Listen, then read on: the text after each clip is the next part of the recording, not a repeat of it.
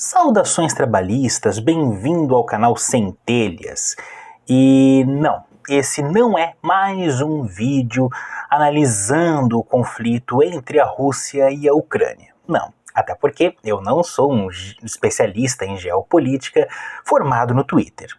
Eu quero, na verdade, fazer uma reflexão a partir da repercussão desse conflito. Nossa, como isso tudo pode estar acontecendo em 2022? Como uma guerra dessas pode acontecer em pleno século XXI? Na verdade, essa é uma reação bastante comum quando se comenta sobre a guerra entre a Rússia e a Ucrânia. Se eu não me engano, o próprio secretário-geral da ONU expressou algo parecido quando disse que era inimaginável um conflito dessas proporções, dessa natureza, em 2022. E essa é uma opinião recorrente que nós vemos em conversas no WhatsApp, em postagens no Instagram, até em site de memes. A internet foi tomada pelo assunto conflito Rússia e Ucrânia. E as conversas pessoais também, as conversas de bar e assim por diante. E, bom, esse tipo de reação me lembra diretamente o filósofo Walter Benjamin, que diria que esse tipo de espanto, esse tipo de comoção, esse tipo de assombro, não é um assombro filosófico. Pensar, nossa, como tudo isso pode estar acontecendo em pleno século XXI, em 2022, é o que Benjamin diria que não, isso não é um assombro filosófico. Benjamin fala isso, ou escreve sobre isso, nas suas teses sobre o conceito de história, um texto escrito em 1940, o último texto escrito por Walter Benjamin, aliás, justamente quando da assinatura do Tratado de Não Agressão entre a Alemanha nazista e a União Soviética na Segunda Guerra Mundial. Benjamin, que era um judeu alemão de esquerda, não comunista, sabia muito bem do que se tratava esse conflito. Ele sentiu na pele o que era ser perseguido nessa época, pelo fato de ser judeu e ser de esquerda. Aliás, ele morreu em decorrência dessa perseguição. E ele deixa nesse texto o seu testamento político. E uma das coisas que Benjamin cita nesse texto é justamente sobre essa reação que a maioria das pessoas tinham, né, diante do nazismo, diante do fascismo, e diante dos horrores da guerra, quando diziam como tudo isso pode estar acontecendo. Nós, tão modernos, tão civilizados, tão cultos, como isso tudo pode estar acontecendo? Por isso Benjamin fala que esse não é um assombro filosófico. Todos esses horrores aconteceram exatamente porque somos tão modernos, tão cultos, tão civilizados. Para Benjamin, barbárie e cultura não estão opostas, mas são duas faces da mesma moeda. Nesse mesmo texto ele diz que não há um só documento de cultura que não seja também um documento de barbárie.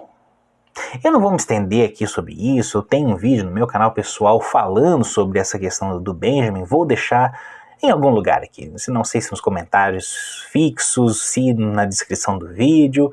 Enfim, tá aqui embaixo, procure que você vai encontrar. E nós estamos vendo uma reação muito parecida diante deste conflito entre a Rússia e a Ucrânia hoje. Quando se diz que é inimaginável que uma guerra entre a Rússia e a Ucrânia, quando se questiona como que tudo isso pode estar acontecendo em pleno século XXI, em pleno 2022, parte-se do pressuposto de que nós, tão modernos, tão civilizados, tão cultos, não deveríamos estar passando por esse tipo de coisa em tal período tão avançado da nossa história. E seguindo o pensamento de Walter Benjamin, assim como na Segunda Guerra Mundial, esse não é um assombro filosófico hoje. Talvez porque nós não somos tão modernos, tão cultos, tão civilizados como nós imaginamos. Ou porque tudo aquilo que nós conhecemos como modernidade, como civilização, é, na verdade, a barbárie organizada. E quando eu falo em barbárie, eu lembro do Celso Amorim, em entrevista com o Luiz Nassif, uma das melhores análises que eu vi a respeito desse conflito. Vou deixar aqui no comentário fixado também. E o que o Celso Amorim fala é justamente que, aos olhos do Ocidente, a Rússia é um país bárbaro, é um país de bárbaros. Daí, em parte, esse espanto, essa comoção do Ocidente quando a Rússia ataca a Ucrânia. E reparem que há uma narrativa hegemônica aqui. Há uma narrativa hegemônica que não procura explicar as razões desse conflito, não procura ir a fundo, pelo contrário. Existe uma narrativa hegemônica que já escolheu quem são os vilões dessa história e quem são os coitadinhos, quem são as vítimas dessa história. Como se esse conflito fosse a luta entre o bem e o mal. Como se a história fosse o conflito entre o bem e o mal. Mas a história não é o conflito entre o bem e o mal. A história mostra disputas de interesses. Daí a hipocrisia dessa narrativa hegemônica. E eu falo em hipocrisia porque, vejam, na mesma semana em que iniciou o conflito entre a Rússia e a Ucrânia, a Somália, na África, foi bombardeada por drones dos Estados Unidos. Eu não vi nenhuma comoção com a Somália. Eu não vi nenhuma hashtag Força Somália, orem pela Somália, nem nada desse tipo. Toda essa comoção acontece porque é um conflito entre dois países europeus. Porque essa guerra está acontecendo na Europa. Quando a guerra é na Síria, no Oriente Médio, não há toda essa comoção nas mesmas proporções que esse conflito. Quando a guerra é na África, é entre países africanos ou quando se invade um país africano, não tem a mesma comoção que se tem quando são dois países europeus. Ou quando a guerra é, enfim, em qualquer outro lugar do mundo, não há a mesma comoção quando é um conflito entre dois países europeus.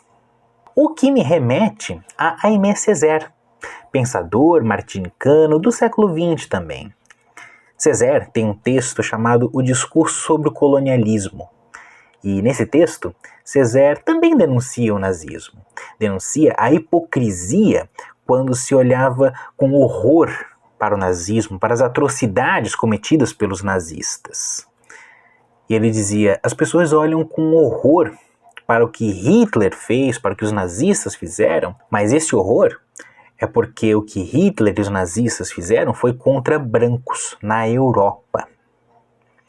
Todas as atrocidades cometidas pelo nazismo já eram cometidas por todos os países europeus colonialistas na África.